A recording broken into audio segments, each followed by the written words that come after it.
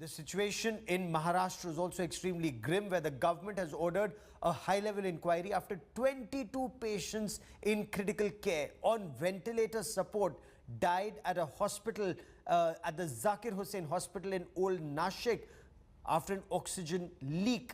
This tragedy struck when oxygen supply to the hospital had to be stopped for about an hour following a leak in the oxygen tank. Some patients have now been shifted to other hospitals. Others are in the process of being shifted. Unfortunately, many of those who were on critical ventilator support using invasive ventilators could not survive. The leak was brought under control. Nashik's Municipal Commissioner Kailash Jadhav has said that the oxygen supply had to be stopped because the leak was extremely serious. The state government has now announced a 5 lakh rupee compensation to the next of kin of those who died. आता negligence म्हणावं का वर्कमॅनशिप त्यातलं जो काम केलं ज्यावेळी काम केलेलं असावं ते काम केलेलं वर्कमॅनशिपचा काही दोष आहे का पण तांत्रिक हा बाब आहे आणि तांत्रिक बाबीमुळे खऱ्या अर्थाने ही घटना दुर्दैवाने घडलेली आहे. मला वाटतं याची सखोल चौकशी निश्चित प्रकारे केली जाईल आणि जेवढे मृत्यू झालेले असतील त्यांनाही मुख्यमंत्री निधीतून तातडीनं मदत त्यांची केली जाईल आणि मुख्यमंत्री निधीतून मदत करणं आणि त्यांना त्या ठिकाणी अशा घटना पुढे कधीच घडू नये या दृष्टिकोनातून आता काय काळजी घेतली पाहिजे. बहुत ही विचलित करने वाली ये सारी घटना है. मैं मांग करना चाहता हूं कि तुरंत वहां के जो बाकी पेशेंट्स हैं उनको मदद मिले. कुछ पेशेंट्स को शिफ्ट करने की आवश्यकता हो तो उनको तुरंत शिफ्ट किया जाए. उसके साथ साथ अन्य किसी अस्पताल में इस प्रकार से घटना न हो इसके बारे में तुरंत ध्यान दिया जाए और ये जो सारी घटनाएं इसकी एक बहुत ही डिटेल्ड इंक्वायरी भी की जाए, ऐसी हमारी मांग है. अभी के समय तो मैं इतना ही कह सकता हूँ कि जिनकी मृत्यु हुई है उनके घर वालों के साथ हमारी संवेदनाएं हैं. And within hours of 22 people losing their lives in Nashik hospital, ugly politics has erupted. Congress leader Sachin Sawant blamed the BJP over these deaths, saying that the hospital was managed by BJP-ruled Nashik Municipal Corporation. The Congress leader also questioned the Nashik mayor. The BJP hit back, saying that this is because the Mahavikas Aghadi is not concentrating on issues of hospitals. Let's listen in both to Sachin Sawant and also to Kirit Somaiya. आश्चर्य की बात होती है कि Bharatiya Janata party के नेता सरकार को इसमें दोषी ठहराने की कोशिश कर रहे हैं.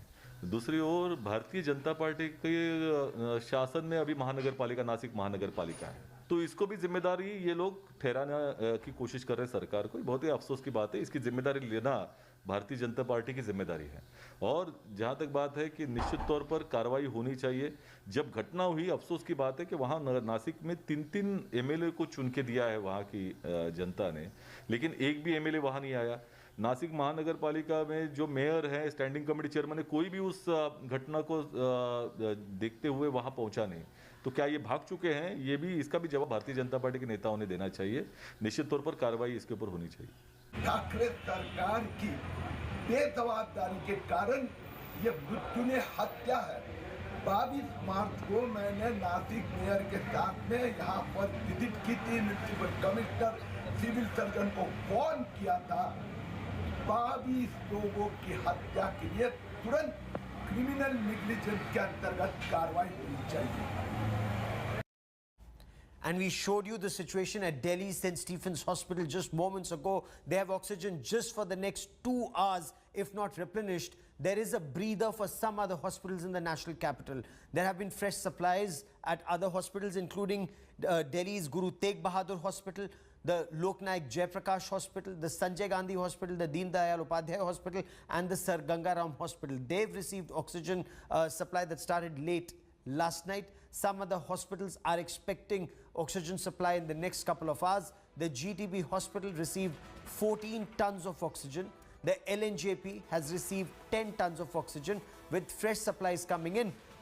Many of these hospitals have enough oxygen to last them the next 24 to 48 hours. Delhi government had yesterday told the centre about the fast depleting oxygen supply, saying some of the major hospitals were left with just a couple of hours of oxygen supply.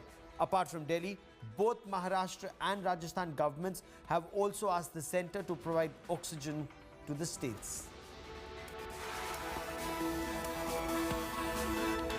आप Covid patient को लेकर आए, क्या कह रहे हैं hospital वाले? No oxygen, no bed.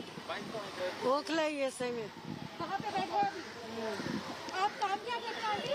मैं जीबी पंत में एक्सरे डिपार्टमेंट में थी, रिटायर्ड हूँ। We did receive through government of Delhi also and also from our regular supplier, and we have received almost 12,000 cubic meter of oxygen, which will be sufficient to run the hospital for another 24 hours. On daily basis, we require approximately between 9,000 to 10,000 cubic meter of oxygen. So I sent request to government of Delhi to send the same vendor again to supply around 5,000, so that we are today and tomorrow at least we are safe.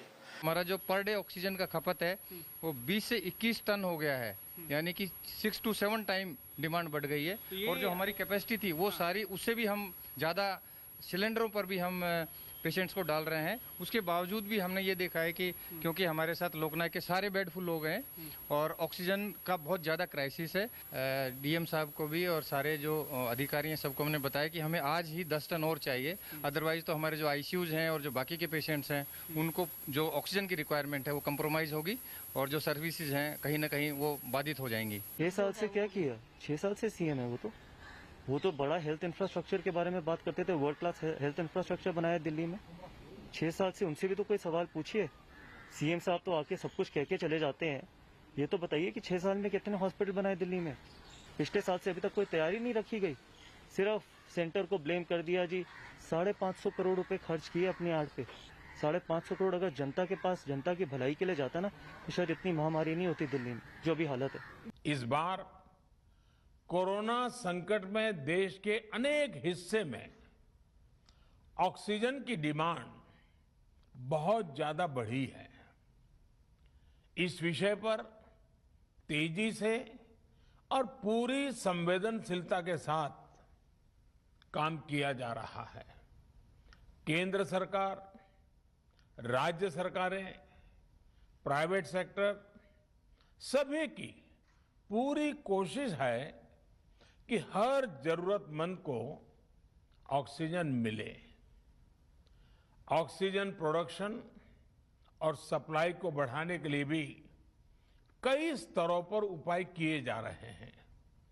राज्यों में नए oxygen plants हो, 1 लाख नए cylinder पहुंचाने हो, औद्योगिक इकाइयों में इस्तेमाल हो रही ऑक्सीजन का मेडिकल इस्तेमाल हो, ऑक्सीजन रेल हो, हर प्रयास किया जा रहा है। Hi everyone, Preeti Chaudhary here. Hope you like this video. For latest news and analysis, like and subscribe to the India Today YouTube channel. And don't forget to press the bell icon to stay updated. Thank you for watching.